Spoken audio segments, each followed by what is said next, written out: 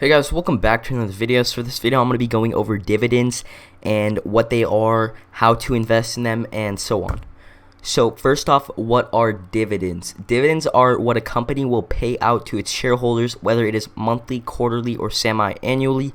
Basically, it's a thank you from the company for investing in them. They use extra funds usually to pay out these dividends, and you can tell how much you're going to receive in dividends based on the dividend yield. Why invest in dividends? So here are my top 6 reasons to invest in dividends. If chosen well, dividends can provide a source of secondary income. Most companies, you can guarantee you will get them. You can still make money when stock crashes, such as in March when we had the big pandemic crash.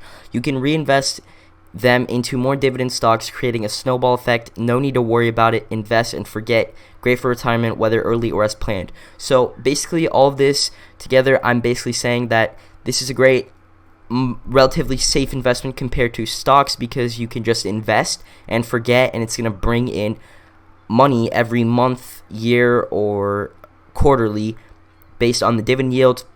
And if you reinvest that, which I'll go over, you can make more money with it. So it's good for retirement or just being lazy investor. How to pick good dividend stocks. So here are great ways to pick good dividend stocks. You want to make sure it has steady growth, because that will usually mean that if the stock has steady growth, you're going to see a price increase in the stock. So you're going to be making money off the stock. And most importantly, that percent is going to be a percent of a bigger chunk of something. So you're going to get more in dividends. So blue chip company stocks are really good for this. And that's why a lot of people's dividend stock portfolios are mainly blue chips. So next, good dividend yield, low payout ratio. Low payout ratio basically means how much money are they using from their net income to pay out the dividends. So if it's over 100, that means that they're paying more than what they're making in net income in dividends. So that's a bad sign. That means the company is not doing well. There could be future bad news about maybe the company going bankrupt, etc. So you just want to avoid that overall. Also, you want good earnings per share, which basically means that you want the company to actually be bringing in money, growing, and you want to make sure that this company is going to actually last a long time and it's not going to go bankrupt in 2 years. P/E ratio is not too high. The price per earning ratio. The S&P 500 has an average of 13 to 15. Now, do not worry too much about the P/E ratio, because there are some stocks that have insanely high P/E ratios, but they're still growing. So it's not necessarily the end of the world if there is a relatively high P/E ratio. It's just something to look out for and to keep in mind to help you make a better decision on a stock. So for ETFs, you want to check all of this criteria that I'm giving out right now on their holdings. So you can go online and find what stocks they're holding in these ETFs, and you can, I guess, go through this checklist pretty much. Also, this is probably one of the most important things in my opinion when long-term investing on these. You want to make sure that they are consistently paying out the dividends, that they're not cutting them every year, and that you're actually going to see that dividend money every month, every quarter, or semi-annually, or however often that stock is going to be paying the dividend.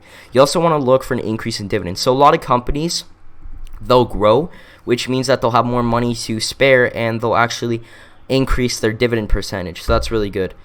So here's what I was talking about reinvesting. This is DRIP, Dividend Reinvestment Plan. That's what it stands for. And what does this mean? It basically means that with all the dividends that you're receiving, you're just going to reinvest it into the stock that you're receiving the dividend from usually.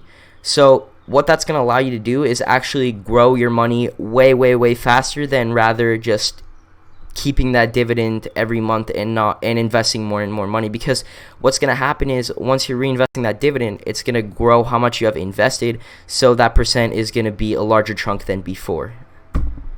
Growing money. So basically, what I'm saying in this slide is that the sooner you invest, the more money you're going to make. So if you're under 18, you still can invest. There's a thing called a custodial account, and I'm probably going to make a video on this, and also look out in the next couple days for video on dividend stocks, because I'm planning on making one of those. So my top picks for dividend stocks. Anyways, you want to invest as soon as possible. If you're under 18, as I said, you can open a custodial account, which basically allows you to invest under age.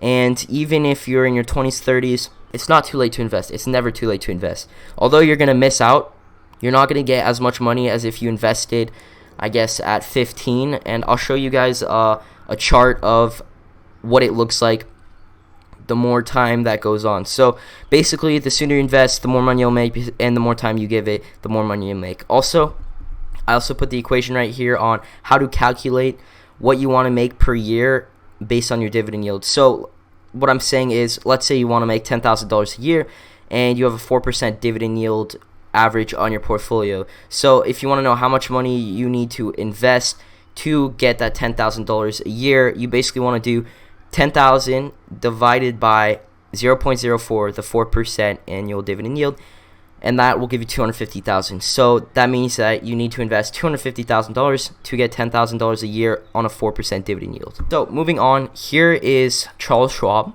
This is a great custodial account broker, and I'm just going to show you guys where you can find all this information on dividend yields and such.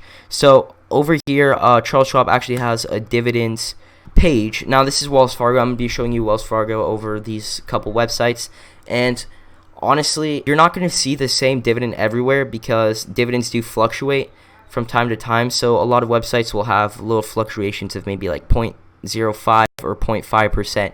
So don't be too alarmed if you see that. Usually your broker will have it. Here we go. Right here you can see their dividends per year and what they paid. And as you can see, Wells Fargo has great growth on the amount that they're paying out in dividends, and they've got consistent dividend increases. As you can see, 152 next year is 154, then 164, 192 in 2019.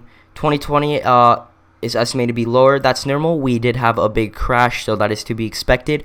But as you can see, you're still making money, and usually these blue chip stocks are going to come back. So that's the beauty of dividends. You're not you don't have to be as worried if the stock crashes because you're still going to be bringing in some money. Of course, it's less than before, but you're still bringing in money.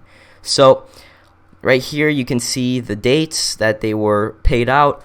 Right here you can see how often it is. As you can see, quarterly. So that means that they're going to be paying out dividends 4 times a year, totaling up to $2.04 over the year, which means an 8% annual dividend yield. So that's how you find it on Charles Schwab, and you can search up your ticker symbol right here. Moving on, here is another great website. You don't need a broker this, you can just look it up right now. This is Dividend.com, and they have the price of the stock right here, so you can tell what it's doing.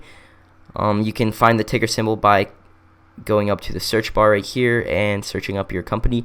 So as you can see here, it says 7.65%. As I said, there is some small fluctuations in the dividend, which means that not all websites will show the same thing, but you can be certain that it's around 7 to 8%, which is pretty dang high of a dividend. Usually companies are around 4 to 5%.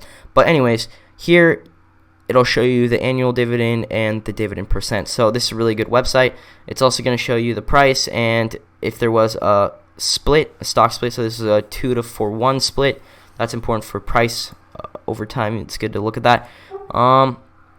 Yeah, and then moving on. This is probably the most used thing when looking up for stock prices. You can go to Google and just look up the ticker symbol stock. So as you can see right here, Wells Fargo stock, and it's going to tell you the dividend down here, 8% dividend yield. Yahoo Finance will also give you a dividend yield, but yeah, that's basically how you find dividend.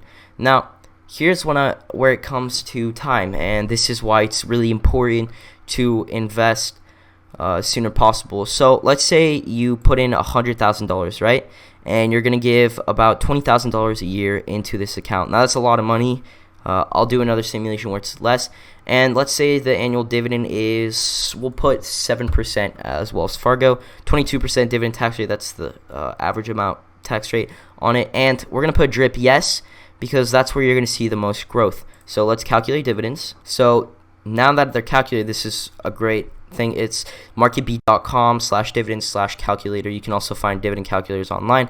So right here, we can see that the first year we invest $100,000. The annual dividend is going to be $7,229. So already in that first year, we made $7,000, which is amazing. And after drip value, so you're going to be reinvesting that.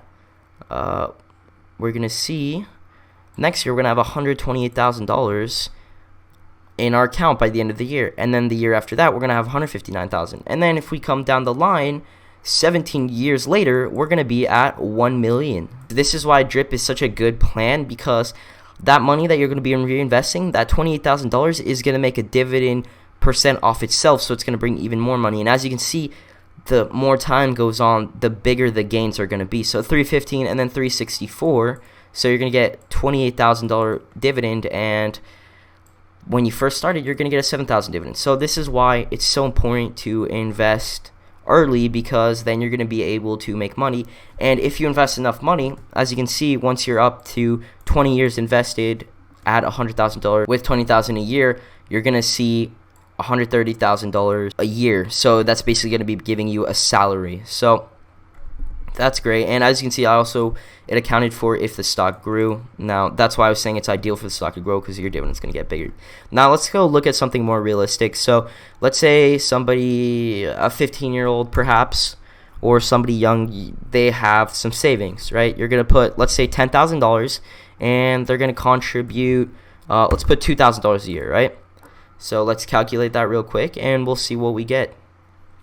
So down here, as you can see, we're still going to be making money. Over 20 years, you're still going to have a decent chunk of cash. You're going to have a $48,000 account worth. Now, this doesn't take into consideration if there are some crashes and dividend gets cut. That's why you're looking for a company that's going to raise those dividends over time.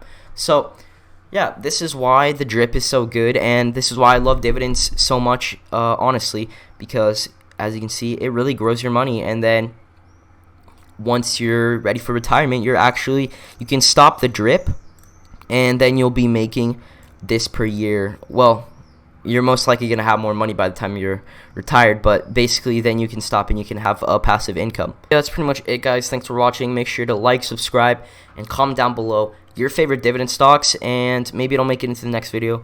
We'll just see. Goodbye, guys. Have a good day.